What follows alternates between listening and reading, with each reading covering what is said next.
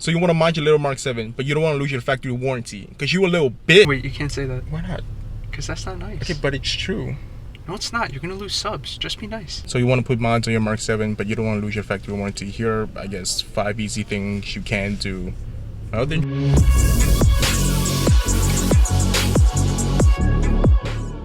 The thing about warranty is I feel like there's a lot of misconception about it, especially with newcomers. They think that if they touch anything on this car and anything that's not stock, they're immediately gonna be banned from the dealership, put on a blacklist, never let stuff foot in one again. Or they hear the words TD1 and they immediately start to freak out. TD1 this, TD1 that. If they don't put premium gas, they get TD1. If they sneeze in the car, you get TD1. Stickers in your car, TD1, and then you have to pay like $8,000 to replace your intake filter or something of that nature, something of that extreme nature. And I'm here to tell you that it's not exactly like that. What if I told you you can still mod your car to an extent and still keep your original OEM factory warranty? Kind of like you can be a cake and still eat yourself. So here's my brief understanding of what TD1 is. I did come across a Reddit post that explains it in super intricate detail, which I will link in the description below. So if you want to read up on that, go ahead. But my understanding of TD1 is you only get flagged for that if you have done something in terms of tuning your car, software related. Specifically your ECU flash counter, if that doesn't match up with what the dealership says or dealership has as the OEM number of flashes for your ECU, then it's gonna get triggered for TD1 in their whole VW network internet thing. And then, you know, every dealership is just gonna know that your VIN is flagged for TD1. So that's solely just about TD1. Now about the actual warranty, your car's warranty isn't automatically voided just because you've added or changed or removed something.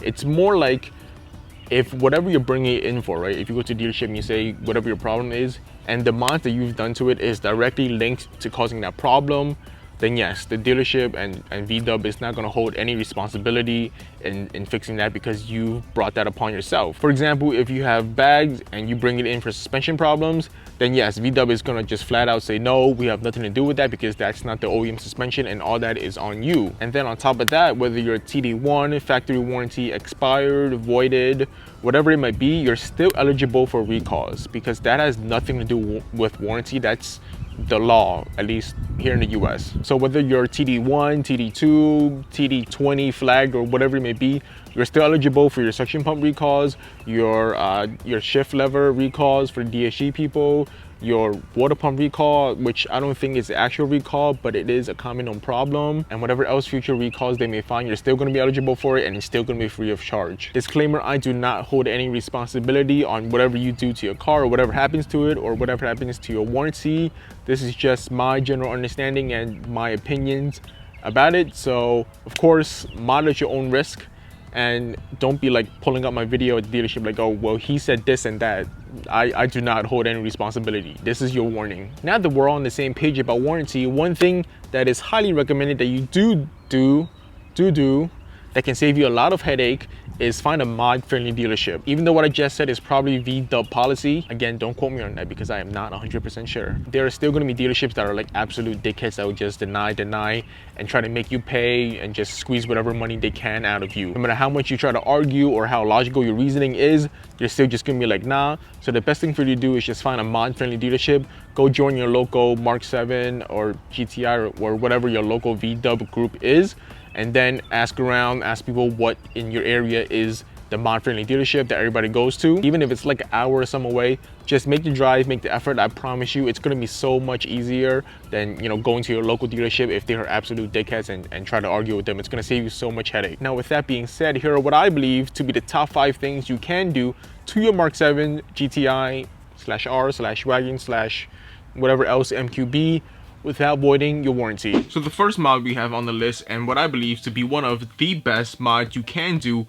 for your Mark 7 other than get a tune, is gonna be the JB1/JB4. So the thing with JB4 is that it's not an actual tune, so you're not remapping or reflashing your ECU or your TCU in any way, and it shouldn't give you a flash counter in your car's computer. So if you go to a dealership and they plug the computer in, it should not automatically trigger a TD1. Instead, the JB4 is what's considered a piggyback tune. Essentially, it's like a little computer chip or a motherboard thing if you break the plastic case open and you plug it into some of the sensors in your car's engine, and it's gonna trick the car thinking that you're making too little power, and now the car is gonna overcompensate and give you more power. That's like in the simplest terms. On their website, it's claiming that it's supposed to give you 40 more horsepower and 40 more torque. I don't know how true that is because I've never dynoed it when I had it on my car, but if it is true, then it would make it one of the best things you can do for your car in terms of what you're paying and how much power you're getting back, which it retails for around 400, I believe, without the USB cable and without the Bluetooth kit. If you're just gonna install it and then leave it and forget it, I would say you don't need either of those two things. If you really need to change your map, I'm pretty sure you can find someone with the USB cable and just ask them to let you use it once. And also, just to be extra safe, if you do need to bring a car in, just take your JB4 off before you go and don't mention it if they don't ask. The next item is going to be OBD11 tweaks. OBD11 is basically this little Bluetooth dongle thing that you plug into your car's OBD2 port, and then you connect your phone to it, and it's supposed to unlock hidden features of your car. You can unlock these same hidden features on a VCDS cable by long coding it, but on OBD11 it's just cheaper, faster, and more portable. Some of my favorite tweaks with the OBD11 is controlling your windows with the key fob, the urban joke taillights, and turning off traction control 100%. Burnout! It retails from $100 depending if you get the credits right from the start or not. And there's also an Android and an iPhone version, so make sure you get the right one. There's nothing wrong with buying used either, but just know that the credits are linked to the account, not to the physical device.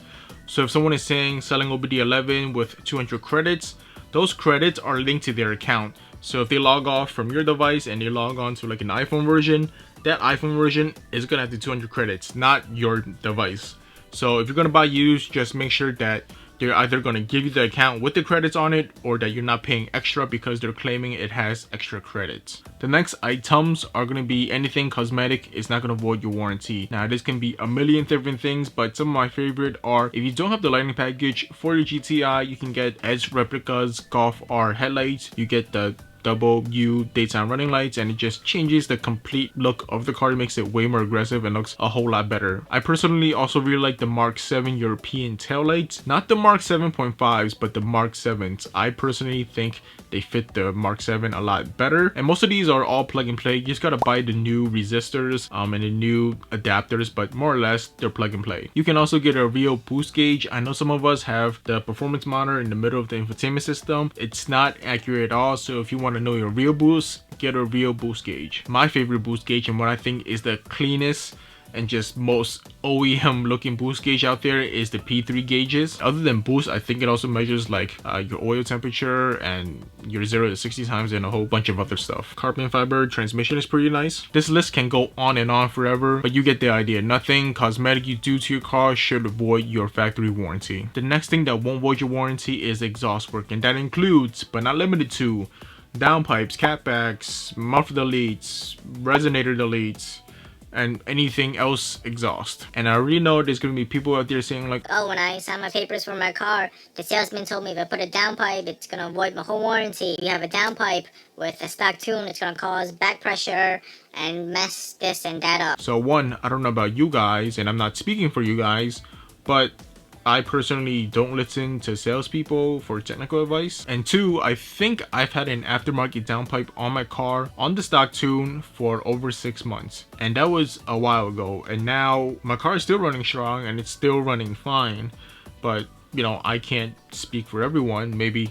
I just got lucky. So, but in general, if a dealership is claiming that they can't fix your car because of your exhaust work, just leave, because that sounds like a whole bunch of flaccid ass. Don't even try to argue or convince them. Just save yourself the headache, the time, and find a different dealership, a mod-friendly one that's actually logical. Now, unless you're going in for exhaust work and you know your muffler delete or your downpipe is the main cause of whatever your problem is, then yes, that makes sense that they won't fix it. But if they're claiming they can't fix your sunroof or your engine problems because you had a resonator delete, then flaccid ass. As I mentioned in the beginning, unless you're going in for work that's directly linked to the mods that you've done, then 100% they should fix it. The next item, which seems to be everyone's favorite, is an aftermarket intake. It doesn't really do anything for the Mark 7s except give you cool whooshing noises, but if that's what you want, by all means go for it. If you have just an intake and nothing else, no tune or nothing like that, I don't see how anyone can argue that that's the reason